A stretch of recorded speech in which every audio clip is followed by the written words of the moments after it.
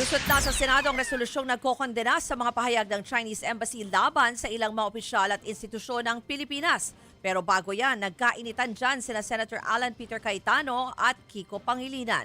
Hinamo naman ang friendly debate ni Senator Rodante Marcoleta, si Coast Guard spokesperson Jay Tariela tungkol sa issue. Narito pang report ni Camille Samonte. Isuko na lang daw ang Kalayaan Island Group. Galing yan mismo sa bibig ni Senator Rodante Marcoleta noong Miyerkules sa pagdinig ng Commission on Appointments. Ano ba talaga ipagpapatayan natin dito?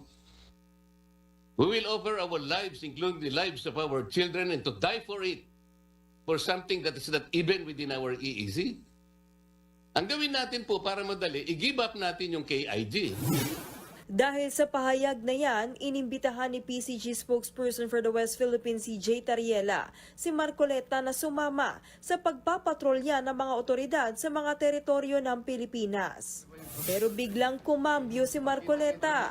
Giit niya, hindi naman daw niya sinabing i-give up ang Kalayaan Island. Balikan natin ang sinabi niya. Ang gawin natin po para madali, i-give up natin yung KIG. Heto naman ang sinabi niya ngayon. Hindi ko po sinasabi na i-give up natin. Ngunit ang pinag-uusapan lang po, yung tubig nila, hindi natin pwedeng i-connect doon sa ating exclusive economic zone. Bago yan, una nang iginiit ni Marcoleta na nasabi lang daw niyang i-give up ang Kalayaan dahil nagkakaproblema roon. Sa imbitasyon naman ni Tariela kay Marcoleta, sabi ng senador, mag-friendly debate daw muna sila. Hinimok pa ni Marcoleta si Tariela na magsaba ng mga kakampi. Kasama si Justice Carvalho. And sino ba yung professor sa UP? Si Batong Bakal. Para sa isang friendly debate. Bago pa yung pagpunta doon. Para sa ganun maayos natin. Para sa kapakanan ng ating mga. Kakasa naman daw dyan si Tariela pero hindi na raw dapat pagdebatehan ang karapatan ng Pilipinas sa West Philippine Sea. Ang Malacanang naman nananatili namang matibay ang posisyon sa Kalayaan Island at sa iba pang teritoryong ating ipinaglalaban. Wala pong anumang bahagi ng teritoryo natin o anumang interes ang iso-surrender sa anumang foreign power. Pero dapat din po tayo maging tugma sa ating ipinapahayag. May kasabihan nga tayo, ang magtanim ng hangin, bagyo ang aanihin. Higit 400 ang residenteng nakatira sa Kalayaan Island Group. Halos 80 naman ang estudyante sa Pag-asa Integrated School. Ang mga guro, 10 lang, pero sila ang sandalan ng mga batang sabik matuto. Kaya paano sila kung isusuko ang kanilang lugar? Paliwanag ng isang maritime affairs expert, bagamat hindi isinama sa arbitral ruling kung sino ang nagmamay-ari sa isla, tayo naman daw ang unang umukupa sa lugar. Basically, tayo po ang tumao dyan at kapag-establish na ng functioning na local government doon sa area at ginawa natin siyang parte ng Palawan.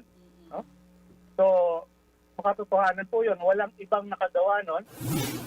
Sa Senado naman, nagkainitan sina Senator Alan Peter Cayetano at Kiko Pangilinan sa resolusyong kumokondena sa Chinese Embassy dahil sa mga pahayag nila sa ating mga opisyal. Giit ni Cayetano, bastos ang ginawa ni Tariela na paggamit ng caricature ni Chinese President Xi Jinping.